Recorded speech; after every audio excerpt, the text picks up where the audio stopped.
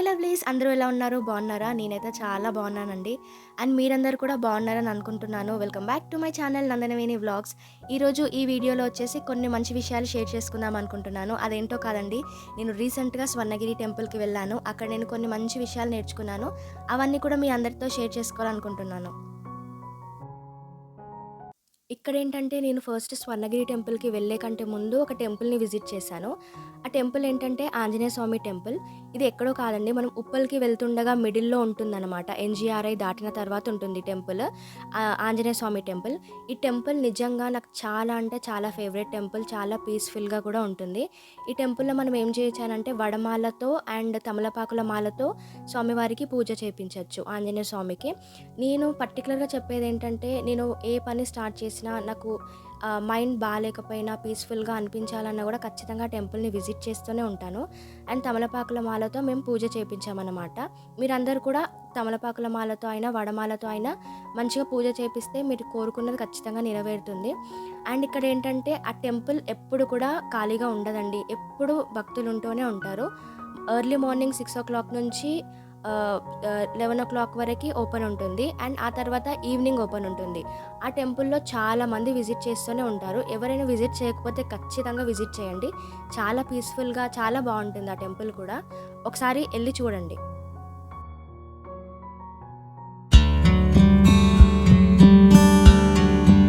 Next నేను ఫ్యామిలీతో స్వర్ణగిరి టెంపుల్‌కి ఇదే ఫస్ట్ టైమ్ అండి వెళ్ళడం మాత్రం.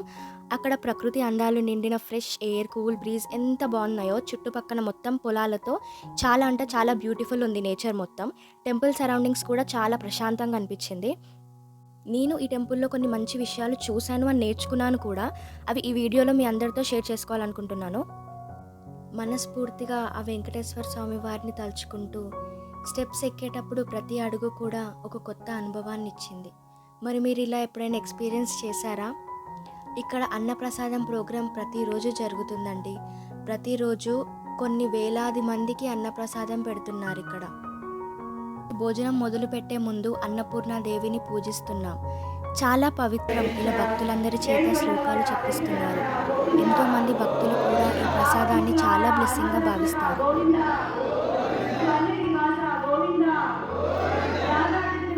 నిజమే కదండీ! దేవుడి సన్నిధిలో భోజనం చేసే అవకాశం వస్తే ఎంతో పుణ్యం చేసుకున్నట్లే అంటూ ఉంటారు మన పెద్దలు. ఎగ్జాక్ట్‌గా ఆఫ్టర్‌నూన్ 12 పీఎంకి అన్నప్రసాదం స్టార్ట్ చేస్తారు.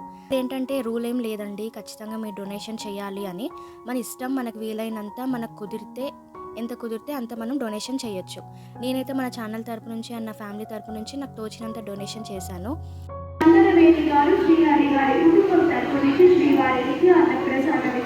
నాకు చాలా నచ్చిన విషయం ఏంటంటే, ప్లేట్‌లో ఉన్న ఫుడ్‌ని అస్సలు వేస్ట్ చేయనివ్వరు.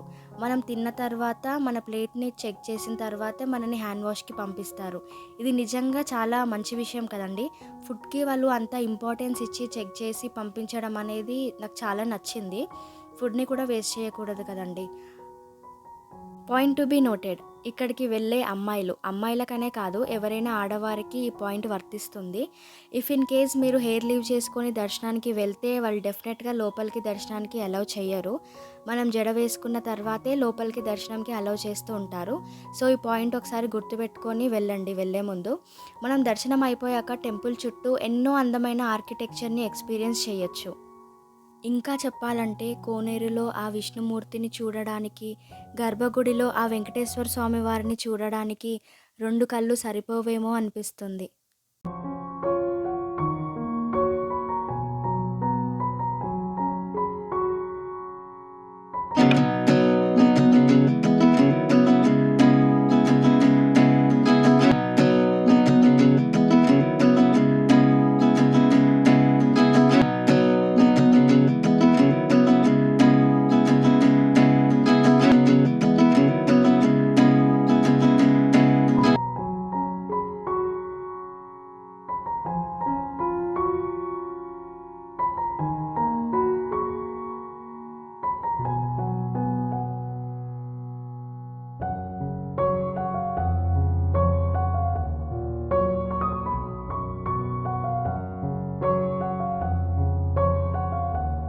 దర్శనం అయిపోయాక బయటికొచ్చి చూస్తే ఎదురుగా పెద్ద ప్యాలెస్ కనిపిస్తుంది.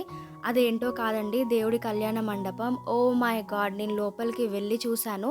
చాలా స్పేషియస్‌గా, చాలా బ్యూటిఫుల్‌గా, చాలా బావుంది. అదేంటంటే దేవుడి కళ్యాణం జరిపిస్తూ ఉంటారన్నమాట అక్కడ యూజువల్‌గా. చాలా ఘనంగా చేస్తారు. సో, నార్మల్ డేస్‌లో వెళ్ళే భక్తులందరూ దేవుడికి పూజలు చేపిస్తూ ఉంటారు. సో, మనం వెళ్ళి ఆ పూజను ఎక్స్‌పీరియన్స్ కూడా చేయొచ్చు. చాలా రెస్పెక్ట్‌ఫుల్‌గా, చాలా బాగా బిహేవ్ చేస్తూ ఉంటారు. నేనైతే చాలా ఇంప్రెస్ అయ్యాను. ఇక్కడ అట్మాస్ఫియర్ అయినా కూడా అన్నీ చూస్తే కొంచెం సిమిలర్‌గా యాదగిరి గుట్టను చూసినట్టే అనిపిస్తుంది. టెంపుల్ బయట స్ట్రక్చర్ అలాంటివి చూసినప్పుడు.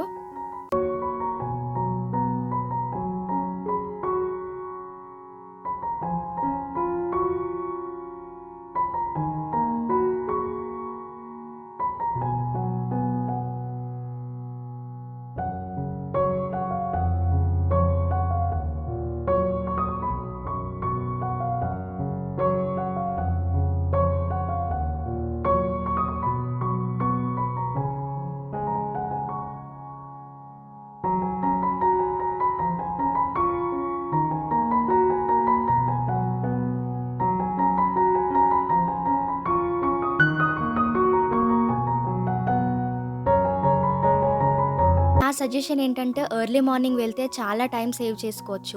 ఎర్లీ మార్నింగ్ వెళ్ళడం వల్ల రష్ ఎక్కువగా ఉండదు. అండ్ వితిన్ 20 మినిట్స్‌లో దర్శనం కూడా అయిపోతుంది. మేమైతే మార్నింగ్ 9కి రీచ్ అయ్యాం. అండ్ 20 మినిట్స్‌లో దర్శనం అయిపోయింది. ఫుడ్ మనకి పరబ్రహ్మ స్వరూపం. సో, అలాంటి ఫుడ్‌ని అస్సలు వేస్ట్ చేయకండి. సో, ఈ వీకెండ్ ఇలా హ్యాపీగా ఫ్యామిలీతో స్పెండ్ చేశాను. మరి మీరు మీ వీకెండ్ ఎలా స్పెండ్ చేశారు? Please do let me know in the comment section. ఈ వీడియో కనుక మీకు నచ్చినట్లయితే please do like, share and subscribe to my channel. Next వీడియోలో మళ్ళీ కలుద్దాం. Until then take care. Bye.